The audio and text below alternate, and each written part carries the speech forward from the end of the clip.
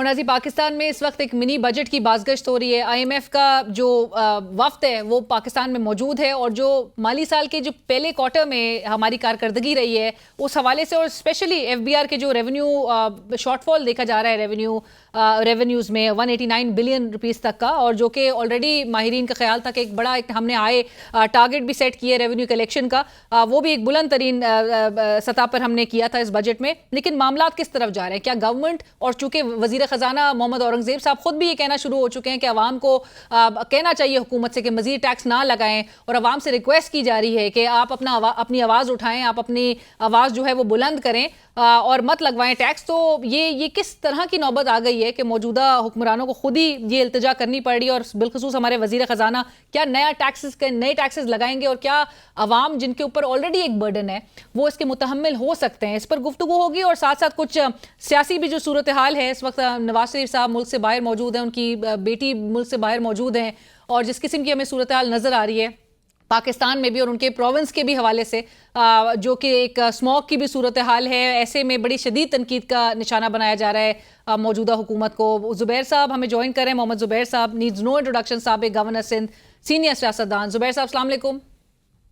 जुबैर साहब, thank you for joining us. Zubair साहब, सबसे पहले तो मैं आपका कमेंट चाहूंगी, इस आईएमएफ के जो ये एसओएस मिशन जो है वो पाकिस्तान में मौजूद है, और जो फर्स्ट हमारा जो क्वार्टर रहा है उसके भी हवाले से आप क्या फोर्सी कर रहे हैं? आईएमएफ हम पे सख्त जो है कोई शराइत लगाने जा रहा है, इम्पोज करने जा रहा है, और हमसे मजीद कुछ सवालात होंगे पहले क्वार्टर में जिस किस्म की कारकर्दगी रही?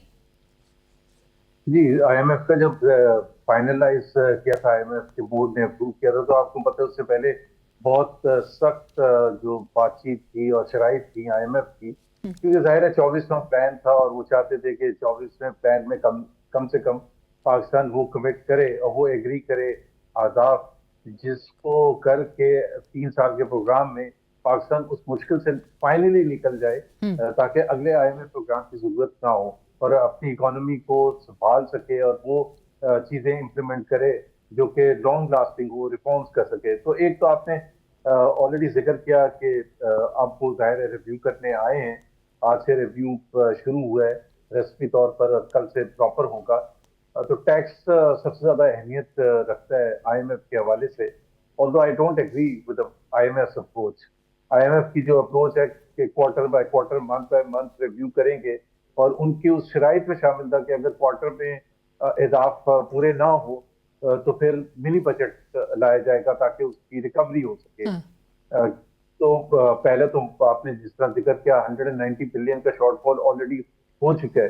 अब 190 बिलियन का, जी, अब वो क्यों हुआ है? वो एक तो वजह ये थी कि जो ओरिजिनल टारगेट था वो अनरीजनेबल था, क्योंकि वो दो एस्पेक्ट थे उसके। एक तो 1.8 ट्रिलियन के करीब के नए टैक्सेस थे, और एक इकोनॉमिक ग्रोथ के थ्रू, इन्फ्लेशन के थ्रू आप एक्सपेक्ट करते हैं कि जी आपका एडिशनल आएगा इफ नथिंग एल्स हैपेंस। तो इकोनॉमिक एक्टिविटी जो होगी प्लस जो इन्फ्लेशन होगा उसकी वजह से आप टैक्स में इंक्रीज कर सकेंगे। दोनों को जोड़ भी ले तो वो 12.9 या तकरीबन 13 ट्रिलियन का टारगेट नहीं होता था। और एफबीआर ने जितनी भी कोशिश की है, मेरा ख्याल है वो करने के बाद, क्योंकि आप बिजनेस बंद करके तो नहीं टैक्स कलेक्ट कर सकते या टैक्स रिफंड्स रोक के तो नहीं टैक्स टारगेट अचीव कर सकते, बिकॉज आपने जो बहुत अहमियत की चीज होती है, अपना इकोनॉमी को भी देखना होता है, अपने बिजनेसमैन के कंसर्न्स को भी एड्रेस करना होता है कि वो इतने एलर्जिक हो जाए। तो वो अब उस पर क्या आईएमएफ स्टैंस लेगा, कि क्या जोर देगा कि जी मिनी बजट लेके आए, और अगर अभी से जुबैर साहब, व्हाट डज मिनी बजट में, लोगों को समझा दीजिए। लोगों को अब कमर कस लेनी चाहिए। मिनी बजट में मजीद टैक्सेस होंगे, मजीद टैक्सेस से फिर इन्फ्लेशन एक स्पर करती हुई हमें दिखाई देगी, जिसके लिए आपको फिर पॉलिसी रेट बढ़ाना पड़ेगा। That will again hamper your economic growth.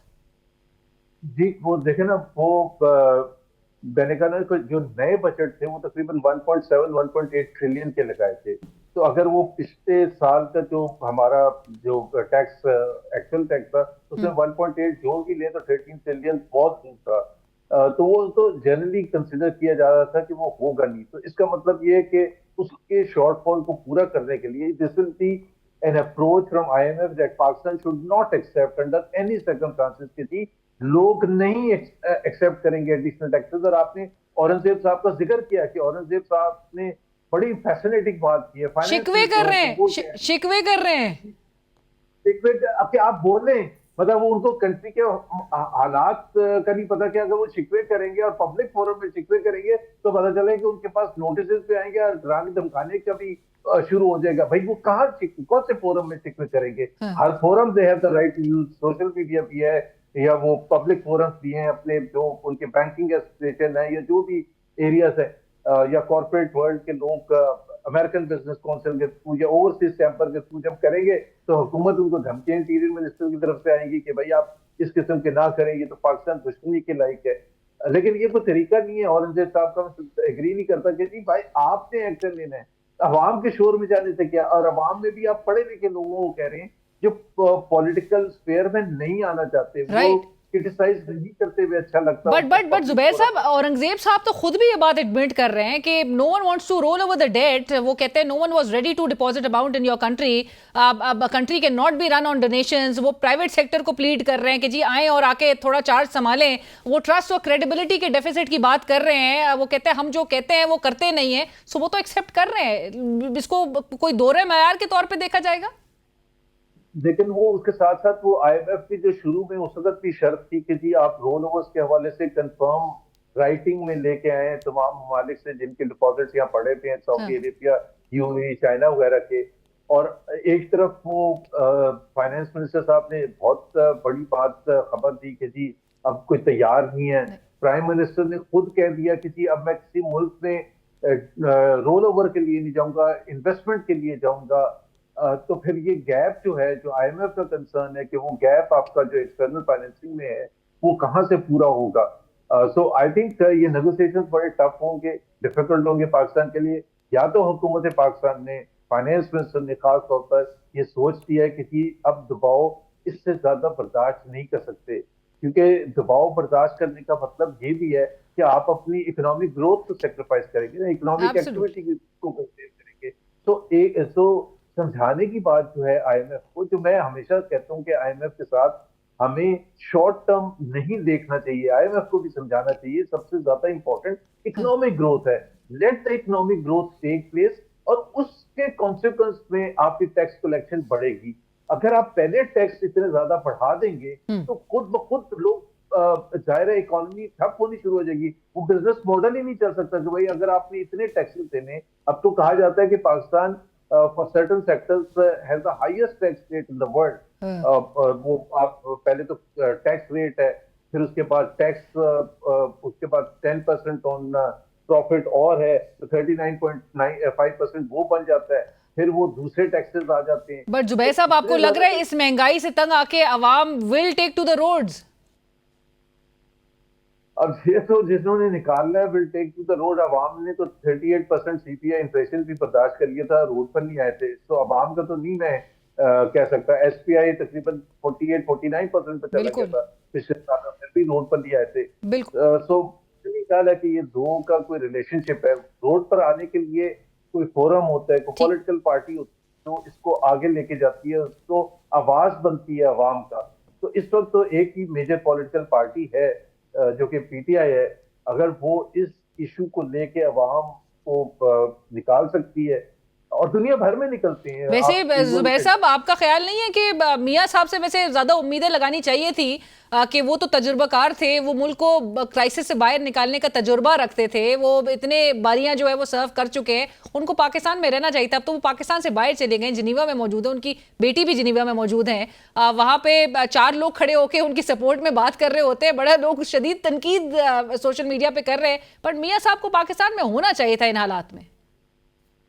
देखें ना, ये डिस्कनेक्ट जब होते हैं ना पॉलिटिकल लीडरशिप अवाम के साथ, तो इसी किस्म के फिर फैसले किए जाते हैं कि इसका मतलब आप कनेक्ट ही नहीं, आप समझ ही नहीं रहे कि लोग क्या देखना चाहते हैं, लोग आपसे क्या एक्सपेक्ट करते हैं, उनकी एस्पिरेशंस क्या हैं। एक तो वो जाहिर है मईशत के हवाले से हैं, एक सिंबलिज्म होता है कि आप पब्लिक पोस्टर क्या है, आप कहाँ देखे जाते हैं, आप कहाँ उठते बैठते हैं, क्या अवाम के साथ आप खड़े हुए नजर आते हैं जब अवाम मुश्किल में होती है। आपने स्मॉग का जिक्र किया था, अब पूरा पंजाब उसकी लपेट में है, खासतौर पर लाहौर, मुल्तान वगैरह। आज की सूरत हाल तो बहुत ही ज्यादा खराब है, और वो सबसे अच्छे माहौल में Geneva, almost the most beautiful city in terms of least air pollution and so on, मतलब आपको वैसे ही नवंबर के इस वक्त इतना मजा है कि बाहर निकलने का, कि कितना क्लीन एयर आपको महसूस हो रही है। और वहाँ चीफ मिनिस्टर और president of the political party और फिर सीनियर मिनिस्टर वो भी वहाँ है, और वो क्या है, climate change principal minister. Secretary या चीफ सेक्रेटरी पंजाब के, जी वो जी। भी उधर हैं अभी। मतलब अगर आप किसी एंगल से भी देखें, ये तो प्राइवेट दौरा है, ये तो हाँ, ऑफिशियल दौरा नहीं है। हाँ। तो अगर मेडिकल का रीजन है या मेडिकल का रीजन नहीं है, किसी हवाले से भी senior minister should not be there. And also the secretary which is the most important bureaucrat of the province, उनको पोजीशन वो बिल्कुल। फैसले करने और डे टू डे फैसले करने वहां बिल्कुल मौजूद होना चाहिए। बिल्कुल। एंड और सबसे आपने बड़ी बात, सीनियर जी जी जी जी। मैं ये कह रहा था कि जब डिस्कनेक्ट होते हैं ना, तो फिर आपको कोई, अब किसी की हिम्मत नहीं होगी ये बताने की कि जी it will be far better अगर आप इस मुश्किल में अवाम के साथ खड़े होकर नजर आएंगी या नजर आएंगे मियां नवाज शरीफ। लेकिन आई एम श्योर किसी की हिम्मत नहीं है कहने की कि इसको किस तरह से कहेंगे और पता चले कि उनको सर वैसे डांट पड़ जाए और बाहर बाहर नौकरी जो चली जाए। बाहर जो मौजूद हैं पाकिस्तानी, उनमें बड़ी हिम्मत नजर आ रही है। चाहे बड़ा शदीद तनकीद, और वहाँ पर आपने देखा होगा सोशल मीडिया पे भी उनको बड़ा शदीद तनकीद का सामना बहरहाल करना पड़ा है। चाहे वो सीनियर मिनिस्टर जिनका जिक्र आपने किया, उनको बैग्स भी कैरी करने पे बड़ा शदीद तनकीद का निशाना बनाया गया। बट जुबैर साहब, लंदन में आपको लगता है कि मियाँ साहब लंदन पहुंचेंगे और फिर मौलाना साहब भी वहाँ मौजूद है, कुछ ना कुछ एक सिलसिला बन सकता है वहाँ पर, कोई लंदन प्लान जिसकी बड़ी बातें होना शुरू हो चुकी हैं? London plan against whom? Against his own brother? I doubt it. देख ना, नॉर्मली तो लंदन प्लान जो हम सुनते रहे हैं एज अ कॉन्स्पिरेसी या एज अ रियलिटी, जो भी इन द पास्ट बहुत से लंदन प्लान बने हैं, इसमें कोई शक नहीं है। मुख्तलिफ पॉलिटिकल पार्टीज, बट जनरली वो हैं जो कि ऑपोजिशन में होती हैं, हम्म और वो समझती हैं मुल्क में इकट्ठे होना और बातचीत करना without being chased, without being identified, hmm. और एंड पता टू चल रहा है ओवरथ्रो अ कि सेटअप, बिल्कुल टू ओवरथ्रो का। बातें भी टेप हो रही हैं, किसी ना किसी तरह से इंफॉर्मेशन लीक आउट हो रही है, तो वो तो समझ आती है ऑपोजिशन का। लेकिन हुकूमत के अपने सबसे इम्पोर्टेंट लोग लंदन जाना पड़े उनको कोई प्लान बनाने के लिए, तो ये तो अजीब सी बात है, समझ ना आने वाली बात है। Right. until unless like I said, और जो नवाज शरीफ को मैं जानता हूँ, वो इस वक्त प्रेसिडेंट जो भी पॉलिसी थे उससे काफी तंग होंगे, इसमें कोई शक नहीं है।